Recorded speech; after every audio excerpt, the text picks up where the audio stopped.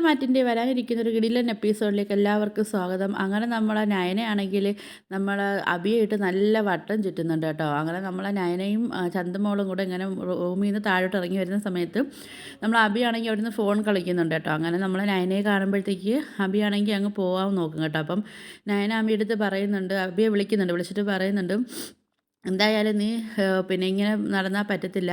ചന്തമോളെ സ്കൂളിൽ കൊണ്ടാക്കുകയും വയ്ക്കുകയൊക്കെ വേണം, ചന്തമോളെ സ്നേഹിക്കുകയൊക്കെ വേണം, അല്ലെങ്കിൽ എല്ലാ സത്യങ്ങളും ഞങ്ങളിവിടെ ഉള്ളവരടുത്ത് പറയും.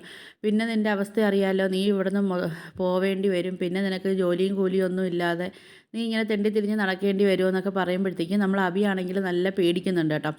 അപ്പോൾ അഭി പറയുന്നുണ്ട്, പിന്നെ നയനടുത്തേക്ക് അറിയാമല്ലോ. അഭിയാണെങ്കിൽ പറയുന്നുണ്ട്, ഇതുപോലെ നവ്യയ്ക്ക് അതൊന്നും ഇഷ്ടമാവത്തില്ലേ, കൊച്ചിൻ്റെ അടുത്ത് മിണ്ട എടുക്കുകയൊക്കെ ചെയ്യുന്നതൊന്നും നവ്യയ്ക്ക് ഇഷ്ടമല്ലെന്നൊക്കെ പറയുമ്പോഴത്തേക്ക് നമ്മളെ നയന പറയുന്നുണ്ട്, അത് നീ നോക്കേണ്ട കാര്യമൊന്നുമില്ല, അതൊക്കെ ഞങ്ങൾ നോക്കിക്കോളാം, എൻ്റെ ചേച്ചിയല്ലേ, അതൊന്നും നീ ശ്രദ്ധിക്കേണ്ട കാര്യമില്ല, നീ കൊച്ചിനെ നോക്കുകയും കൊച്ചിനെ സ്കൂളിൽ കൊണ്ടാക്കുകയൊക്കെ ചെയ്താൽ മതിയെന്നൊക്കെ ഇങ്ങനെ പറയുന്നുണ്ട് കേട്ടോ. പക്ഷേ നവ്യ നമ്മളെ നയന പറഞ്ഞതിലും ഒരു പേടിയും നമ്മൾ അഭിക്കുണ്ട്. കാര്യം വെച്ചാൽ അഭി ജീവിക്കുന്ന കണക്കൊക്കെ അവൻ ആഗ്രഹിച്ച കണക്കുള്ള ഒരു ജീവിതം കിട്ടത്തില്ലല്ലോ നമ്മൾ അനന്തപുരി തറവാട്ടിൽ നിന്ന് പോയി കഴിഞ്ഞാൽ. അപ്പോൾ ആ ഒരു പേടി നമ്മളെ അഭിയുടെ മനസ്സിൽ നല്ലതുപോലെ ഉണ്ട് കേട്ടോ. നയന അഭിയെടുത്ത് ഇങ്ങനെ കാര്യങ്ങളൊക്കെ പറഞ്ഞിട്ട് കൊച്ചിനെയും അഭിയെ ഏൽപ്പിച്ചിട്ട് നമ്മളെ നയനെ അങ്ങ് പോകും കേട്ടോ.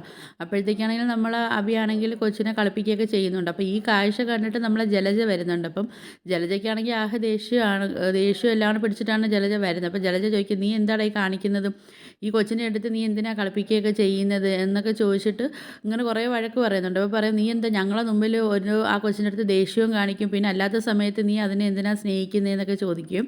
എന്നിട്ട് നമ്മളെ ജലജ ചോദിക്കും, ഇനിയിപ്പോൾ എല്ലാവരും പറയുന്ന കണക്ക് ഈ കൊച്ച് ആദർശിൻ്റെ അല്ലേ, നിൻ്റെ കൊച്ചാണോ എന്നൊക്കെ ഇങ്ങനെ ചോദിക്കും അഭിയെടുത്ത്. ജലജ പറയും, അല്ല നിൻ്റെ സ്വഭാവം അതാണല്ലോ എന്നൊക്കെ ഇങ്ങനെ പറയും കേട്ടോ. അപ്പോഴത്തേക്ക് നമ്മൾ അഭി പറയുന്നത്, അതുകൊണ്ടൊന്നും അല്ല, ഈ കൊച്ചിനെ കളിപ്പിക്കുകയും വയ്ക്കുകയൊക്കെ ചെയ്യുന്നത് നമ്മളെ മുത്തശ്ശൻ കണ്ടു കഴിഞ്ഞാൽ മുത്തശ്ശനൊരു സ്നേഹവും സിമ്പതിയൊക്കെ തോന്നിയിട്ട് എനിക്ക് കിട്ടാനുള്ള മുതലുകൾ തരും, എൻ്റെ ആഗ്രഹങ്ങൾ നടക്കുകയൊക്കെ ചെയ്യുമെന്ന് പറയുമ്പം നമ്മളെ ജലജ പറയും, അതിന് മുത്തശ്ശൻ ഇപ്പോൾ ഇവിടെ ഇല്ലല്ലോ എന്നിങ്ങനെ പറയും, നമ്മൾ മാത്രമല്ലേ ഇവിടെ ഉള്ളൂ എന്ന് പറയുമ്പം അഭി പറയും, അതല്ല, മുത്തശ്ശൻ എന്തായാലും ക്യാമറയിൽ ഇവിടുത്തുള്ള എല്ലാ കാര്യങ്ങളും ശ്രദ്ധിക്കുന്ന സമയത്ത് ഞാൻ ഈ കൊച്ചിനെ എടുത്ത് കളിപ്പിക്കുകയും വയ്ക്കുകയൊക്കെ ചെയ്യുന്നതൊന്ന് മുത്തശ്ശൻ കണ്ടോട്ടെ, അപ്പോൾ മുത്തശ്ശനൊരു സന്തോഷമാവുമല്ലോ എന്നൊക്കെ പറയുമ്പം അപ്പോൾ ജലജ പറയും, ആ ശരി, നീ പറയുന്നതും ശരിയാണെന്നൊക്കെ പറഞ്ഞിട്ട് നമ്മളെ ജലജ അവിടെ നിന്ന് പോകുന്നുണ്ട് കേട്ടോ. നമ്മളെ ജലജ അവിടെ നിന്ന് പോയിട്ട് നേരെ പോകുന്നത് നമ്മളെ നവ്യയെടുത്ത് കേട്ടോ. അപ്പോൾ നവ്യയെടുത്ത് നമ്മളെ ജലജ ചെന്ന് പറയുന്നുണ്ട്, നവ്യയ്ക്ക് കുറച്ച് എരിയൊക്കെ ഏറ്റി കൊടുക്കുന്നുണ്ട് കേട്ടോ. അതോ അഭി ആ കൊച്ചിനെ എടുത്ത് കളിപ്പിക്കുകയും വയ്ക്കുകയൊക്കെ ചെയ്യുന്നുണ്ട്, നീ ഇതൊന്നും കാണുന്നില്ലെന്ന് ചോദിക്കുമ്പം നവ്യ പറയും, അത് പിന്നാണെങ്കിൽ അഭിയാണെങ്കിൽ പേടിച്ചിട്ട് ആദർശേട്ടൻ്റെ കൊച്ചിനെ എടുത്ത്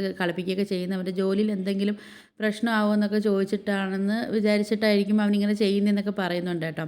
അപ്പോൾ ജലജ പറയുന്നുണ്ട്, എൻ്റെ ചെറുമോനെ സ്നേഹിക്കുന്നതിൽ കൂടുതൽ ആ കൊച്ചിനെ ഇവിടെ എല്ലാവരും സ്നേഹിക്കുന്നുണ്ട്, അതെനിക്ക് ഇഷ്ടമല്ല എന്നൊക്കെ ഇങ്ങനെ പറയുന്നുണ്ട് കേട്ടോ. പറഞ്ഞിട്ട് നമ്മളെ നവ്യയ്ക്കാണെങ്കിൽ നല്ലതുപോലെ എരിയേറ്റി കൊടുത്തിട്ട് നവ്യയെടുത്ത് പറയുന്നുണ്ട്, നീ അങ്ങോട്ട് ഫോണിൽ കളിച്ചുകൊണ്ടിരിക്കാതെ പോയി റൂമിലോട്ട് പോയി നോക്കാൻ ഇങ്ങനെ പറയുമ്പം നമ്മളെ നവ്യ നേരെ വരുമ്പോഴത്തേക്കും നമ്മൾ അഭിയും ചന്തമോളും കൂടെ ആണെങ്കിൽ കുഞ്ഞിൻ്റെ അടുത്തോട്ട് നിൽക്കുക കേട്ടോ. അങ്ങനെയാണെങ്കിൽ നമ്മളെ നവ്യാണെങ്കിൽ നല്ല ദേഷിച്ചിട്ട് അഭിയെടുത്ത് പറയും, ഈ കൊച്ചിനെ ഇവിടെ കൊണ്ട് വരരുത്, ഞാൻ എത്ര വട്ടം ഞാൻ പറഞ്ഞിട്ടുള്ളതാണ്, എൻ്റെ കുഞ്ഞിൻ്റെ അടുത്തോട്ട് വരെയോ എൻ്റെ കൊച്ചിനെ കാണുകയോ ചെയ്യരുതെന്ന് ഞാൻ പറഞ്ഞിട്ടുള്ളതല്ലേ എന്നൊക്കെ പറഞ്ഞിട്ട് നല്ലതുപോലെ ചന്തമോളെ വഴക്ക് പറയും കേട്ടോ. അങ്ങനെ ചന്തമോളാണെങ്കിൽ കരഞ്ഞുകൊണ്ടൊക്കെ മോള് റൂമിൽ നിന്ന് ഇറങ്ങി പോകുന്നുണ്ട്.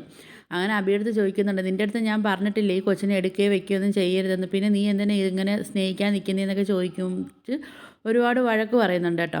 അങ്ങനെ നമ്മളെ നവ്യ ചോദിക്കുന്നുണ്ട്, ഇനിയിപ്പം എല്ലാവരും പറയുന്ന കണക്ക് ഇതിനിപ്പം നിൻ്റെ കൊച്ചു വല്ലതും ആണോ, ആദർശേട്ടൻ്റെ കൊച്ചല്ലാതെ നിൻ്റെ കൊച്ചു വല്ലതും ആണോ എന്നൊക്കെ ഇങ്ങനെ ചോദിക്കുമ്പം അഭി പറയും, നീ എന്തൊക്കെയാണ് നവ്യ പറയുന്നതെന്ന് ചോദിക്കും. അങ്ങനെ നമ്മൾ അഭിയാണെങ്കിൽ നവ്യയെടുത്ത് പറയുന്നുണ്ട്, ഞാനിവിടുത്തെ മുത്തശ്ശനെ കാണാൻ വേണ്ടിയാണ് ഇതൊക്കെ ചെയ്യുന്നത്, എന്തായാലും മുത്തശ്ശൻ ക്യാമറയിൽ കൂടെ എന്തായാലും ഈ വീട്ടിലെ എല്ലാ കാര്യങ്ങളും കാണും, അപ്പം ഞാൻ ഈ കൊച്ചിനെ കളിപ്പിക്കുന്നതൊക്കെ ഒന്ന് കണ്ടോട്ടെ എന്ന് പറയുമ്പം അപ്പോൾ നമ്മൾ നവ്യ പറയും, എനിക്ക് അങ്ങനെ അല്ലല്ലോ തോന്നിയത്, നീ ഈ കൊച്ചിനെ ആത്മാർത്ഥമായിട്ട് സ്നേഹിക്കുന്നതായിട്ടാണല്ലോ എനിക്ക് തോന്നിയെന്നൊക്കെ പറയുമ്പോഴത്തേക്ക് അഭി പറയും, അങ്ങനെയൊന്നും അല്ല, ഞാൻ മുത്തശ്ശൻ കണ്ടോട്ടെ എന്ന് വിചാരിച്ചിട്ടാണെന്നൊക്കെ ഇങ്ങനെ പറയും കേട്ടോ. നമ്മൾ അഭിയാണെങ്കിൽ നവ്യ എടുത്ത് നവ്യ പറയുന്നുണ്ട്, എന്തായാലും ഈ ഒരു വട്ടത്തേക്ക് ഞാൻ ക്ഷമിച്ചിരിക്കുന്നു, ഇനി നീ ഇത് തന്നെ കാണിച്ചു കഴിഞ്ഞാൽ എൻ്റെ തനി സ്വഭാവം നീ അറിയും, ഞാൻ ആരാണെന്നുള്ള ഇതും നീ അറിയും എന്നൊക്കെ പറഞ്ഞിട്ട് അഭിയെ കുറച്ചൊക്കെ വഴക്കൊക്കെ പറഞ്ഞിട്ട് നമ്മളെ നവ്യയാണെങ്കിൽ അവിടെ നിന്ന് പോകുന്നുണ്ട് കേട്ടോ. അപ്പോഴത്തേക്കും നമ്മൾ ആദർശം നയനെ അങ്ങോട്ട് വരുന്നുണ്ട് കേട്ടോ.